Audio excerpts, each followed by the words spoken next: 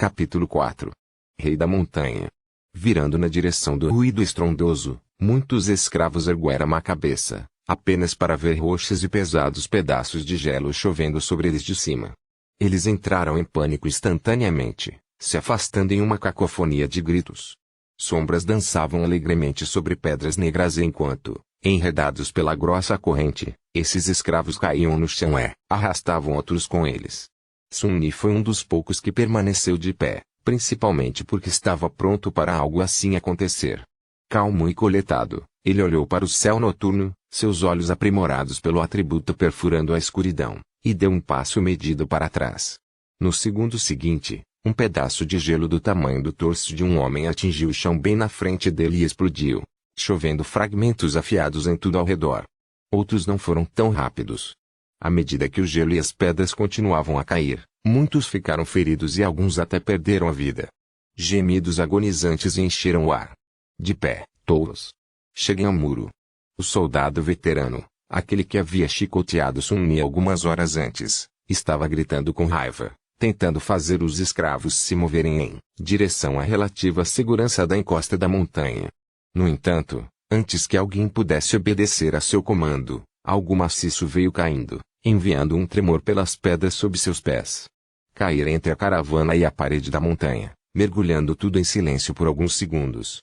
A princípio, parecia uma bola de neve suja, aproximadamente redonda em forma tão alta quanto um cavaleiro montado. No entanto, assim que a criatura desenrolou seus longos membros e se ergueu, ela se ergueu sobre a plataforma de pedra como um presságio noturno de morte. Aquele coisa deve ter pelo menos 4 metros de altura, pensou Sun Yi, um pouco atordoado. A criatura tinha 2 pernas atarracadas, um torso esquelético e arqueado e mãos desproporcionalmente longas e multijuntas, 2 delas, cada uma, terminando com um conjunto de garras ósseas horripilantes, e outras 2, estas mais curtas, terminando com dedos quase humanos. O que a princípio parecia ser neve suja acabou por ser sua pelagem, amarelada e desgrenhada, grossa o suficiente para parar flechas e espadas. Em sua cabeça, 5 olhos brancos e leitosos observavam os escravos com indiferença semelhante à de um inseto. Abaixo deles, uma terrível boca lotada de dentes afiados como navalhas estava meio aberta, como sem antecipação. Saliva viscosa escorria pelo queixo da criatura e pingava na neve. O que mais perturbava a Sun Yi eram as formas estranhas que se moviam sem parar, como vermes, sob a pele da criatura. Ele podia vê-las claramente porque, infelizmente, era um dos desafortunados que estavam mais próximos da monstruosidade, tendo uma visão nauseante da primeira fila. Bem, isso é simplesmente demais, pensou ele, estupefato. Assim que Sun Yi terminou esse pensamento, tudo virou um caos. A criatura se moveu, golpeando com as suas garras em sua direção geral. Mas Sun Yi estava um passo à frente. Sem perder um único momento, ele saltou para o lado, o mais longe que a corrente permitia, colocando, convenientemente o escravo de ombros largos entre si e o monstro. Sua reação rápida salvou sua vida, já que aquelas garras afiadas, cada uma tão longa quanto uma espada, cortaram o homem de ombros largos uma fração de segundo depois e mandaram jatos de sangue voando pelo ar. Encharcado no líquido quente, Sun Yi caiu no chão e seu companheiro escravo, agora apenas um cadáver, caiu sobre ele de cima. Diabos! Por que você é tão pesado?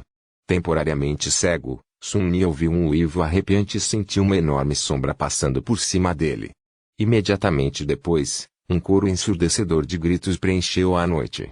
Não dando atenção a isso, ele tentou rolar o cadáver para o lado, mas foi impedido por um puxão forte da corrente que torceu seus pulsos e encheu sua mente com uma dor intensa. Desorientado, sentiu-se sendo arrastado alguns passos, mas então a corrente de repente afrouxou, e ele foi capaz de controlar suas mãos novamente.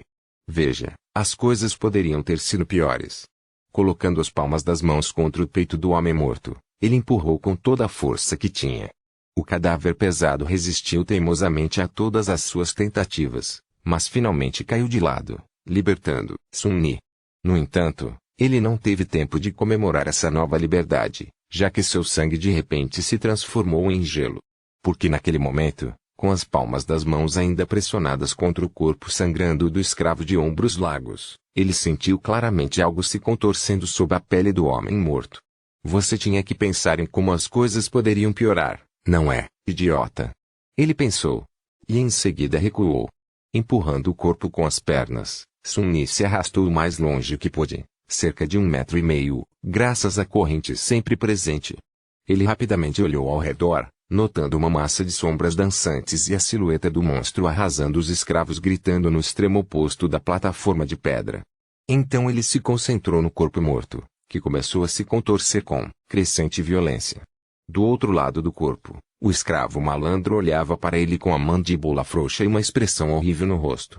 Sun-Yi acenou para chamar sua atenção. Por que está olhando para ele? Se afaste. O escravo malandro tentou, mas imediatamente caiu. A corrente estava torcida entre os três, presa sob o peso do homem de ombros largos. Sun-Yi cerrou os dentes. Bem diante de seus olhos, o cadáver estava passando por uma metamorfose que causava pesadelos. Estranhos crescimentos ósseos perfuravam a pele, estendendo-se como espinhos. Os músculos inchavam e se contorciam, como se tentassem mudar de forma. As unhas dos dedos estavam se transformando em garras afiadas, o rosto rachou e se abriu, revelando uma boca torcida com uma fileira a mais de presas ensanguentadas e em forma de agulha. Isso não está certo. Sun-Yi tremeu, sentindo uma forte vontade de vomitar. A corrente. O escravo instruído estava logo atrás do malandro, apontando para suas algemas com um rosto pálido como um fantasma.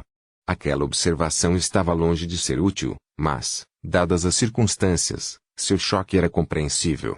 Ser acorrentado já era ruim o suficiente, mas ser acorrentado a um horror daqueles era realmente injusto. Mas a conclusão de Sun-Yi de que as coisas não estavam certas não veio de autopiedade. Ele simplesmente quis dizer que toda essa situação estava literalmente errada. O feitiço, misterioso como era, tinha suas próprias regras. Também havia regras para que tipo de criaturas podiam aparecer em qualquer pesadelo dado. As criaturas dos pesadelos tinham sua própria hierarquia, desde bestas sem mente até monstros, seguidos por demônios, diabos, tiranos, terrores e, finalmente, titãs míticos, também conhecidos como calamidades. O primeiro pesadelo era quase sempre povoado por bestas e monstros, raramente com um demônio misturado. E Sun-Yi nunca, jamais ouviu falar sobre qualquer coisa mais forte do que um único diabo aparecendo nele. No entanto, a criatura, claramente acabara de criar uma versão inferior de si mesma, uma habilidade que pertencia exclusivamente aos tiranos, os soberanos do feitiço do pesadelo, e aqueles acima deles. O que esse tirano estava fazendo em um primeiro pesadelo?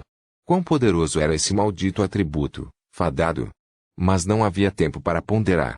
Injusto ou não, agora havia apenas uma pessoa que poderia salvar Sun-Yi, ele mesmo. O homem de ombros largos, o que restava dele, lentamente se levantou, sua boca produzindo estranhos ruídos de clique. Sem dar-lhe tempo para se recuperar completamente, Sun-Yi praguejou e pulou para a frente, agarrando o comprimento da corrente afrouxada. Um braço do monstro, agora totalmente equipado com 5 garras pontiagudas, avançou para encontrá-lo, mas Sun-Yi o evitou com um movimento calculado. O que salvou sua pele desta vez não foi a reação rápida, mas simplesmente a presença de espírito.